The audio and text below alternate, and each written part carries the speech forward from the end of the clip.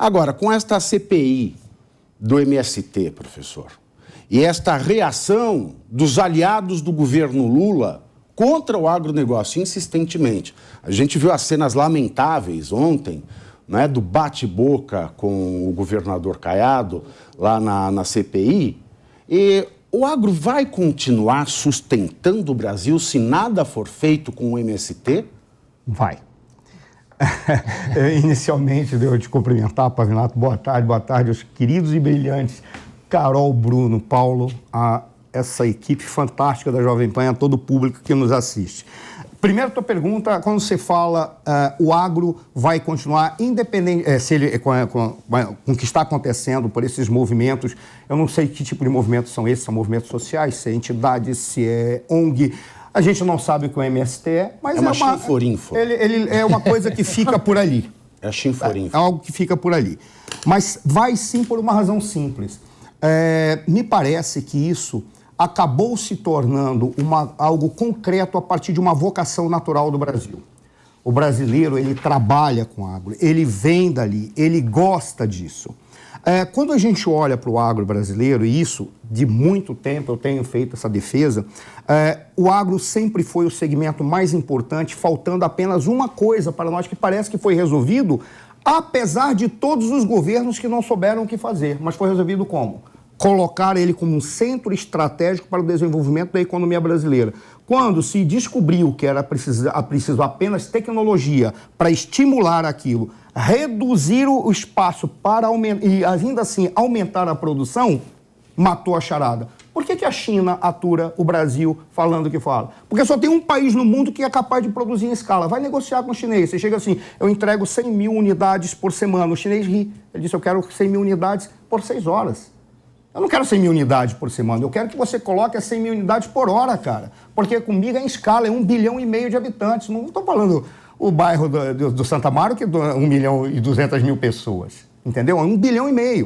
Então, nós somos os únicos que são capazes de produzir em escala e ao ponto de gerar. Nós somos capazes de produzir para o mundo inteiro. É só nenhum governo atrapalhar. Ainda mais governo demagogo que fica tentando destruir o agronegócio em função de uma política ideológica para apoiar grupos ideológicos que ficam com um discurso como quem alimenta a família brasileira é a agricultura familiar. Eu não estou dizendo que não deve existir. Eu estou dizendo que isso é uma falácia. Isso é uma mentira. Isso é uma farsa. É o agro com este potencial. A Carol foi muito precisa quando ela disse, ora, não é empobrecer o rico, não, tem que estimular o pequeno e médio e fazer com que o rico fique mais rico ainda. Amém. É isso que tem que ser feito, porque um país é rico quando enriquece todos, inclusive aqueles que já são ricos. Eles têm um dever de ficar mais ricos ainda.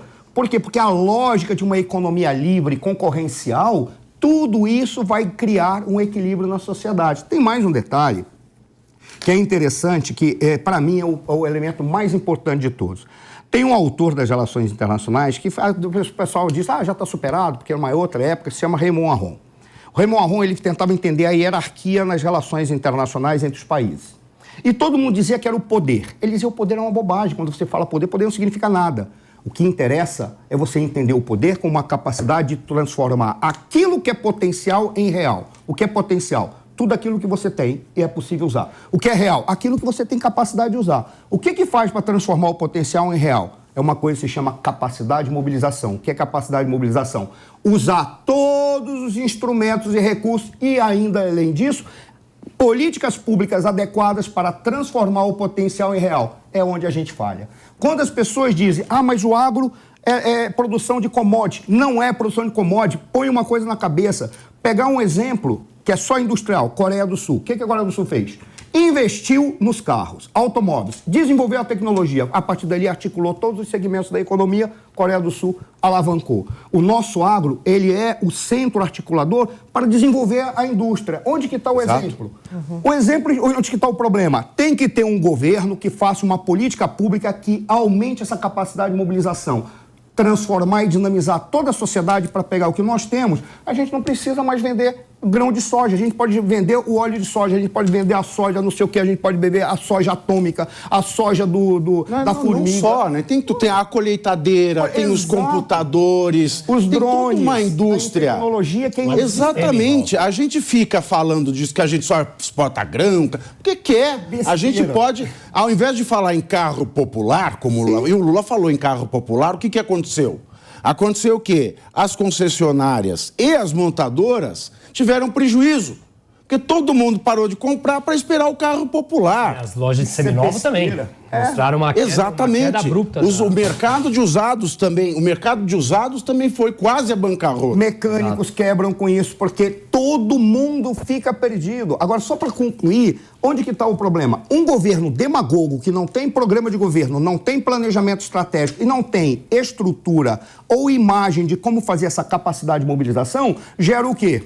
O agronegócio fascista. Nós somos exportador de commodities, nós temos que desenvolver a agricultura familiar, nós temos que desenvolver a indústria. A indústria, ela está rindo, por quê? Porque ela está dizendo assim, só me dá as condições para eu olhar para o agronegócio e perguntar, Carol, o que você quer? Carol, eu quero colheitadeira. Vamos produzir colheitadeira. Eu quero o quê? Mas quem produz colheitadeira é capaz de fazer até um carro de corrida. Basta ter técnico suficiente, basta investir na educação e basta...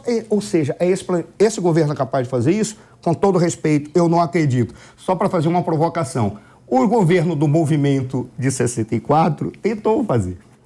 Tá? Ele tendo, mas só que ali eram outras circunstâncias históricas. Talvez tenham sido um dos únicos governos que tentou fazer, que foi o governo do movimento cívico e militar de 64 até 85. Mas ocorreram circunstâncias que a polarização política levou à radicalização e ficaram no embate político, um grupo radical à direita, um grupo radical à esquerda, se matando. Graças a Deus, aí é que é a provocação. Um conjunto de militares e de civis que aqui estiveram, produziram a redemocratização do Brasil. Professor, e sabe qual que eu acho o grande problema do Brasil e que foi a solução do agro? Como que um país fica mais rico? Com produtividade. Pode parecer muito simples, né? Uma resposta simples para um problema complexo. Mas o problema do Brasil é que a gente estava até falando antes de começar o programa aqui, parece que ele é todo desenhado e construído com as suas políticas públicas para que as empresas sejam cada vez mais ineficientes, suportando, subsidiando empresas ineficientes, e que nós, os trabalhadores, sejamos também cada vez mais ineficientes com uma educação básica terrível, de zero qualidade. Não só a educação básica terrível. Agora são 14 horas e 30 minutos. O Salles, eu estava conversando com ele ontem, e ele disse o seguinte, nas várias visitas que ele fez aos assentamentos, tem duas coisas que chamam a atenção. Grande parte dos assentados na reforma agrária vive hoje com uma renda mensal de meio salário mínimo. Você vê que a simples distribuição de terra não é a resposta. Imaginem os senhores se esta terra estivesse produzindo.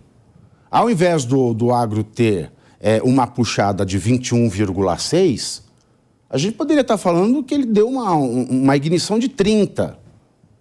E aí o nosso PIB teria tido uma variação a maior em relação ao trimestre anterior, de entre 2 e 3. É possível pensar isso. Nós temos terras hoje que são dadas, não resolve o problema das famílias assentadas, muito pelo contrário. Elas ficam com um problema na mão, porque elas vão ter que pagar o imposto sobre aquele módulo rural.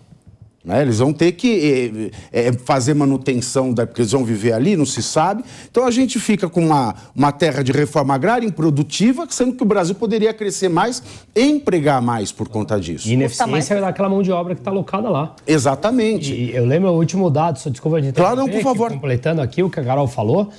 O último dado que eu vi, tem uns 6 meses atrás, da produtividade do Brasil, você precisa de 4 brasileiros para produzir o que um americano produz. Isso tem a ver com inovação tecnológica, com manuseio de máquinas, com uma série de coisas. Ou seja, se não houver incremento de produtividade, o país para.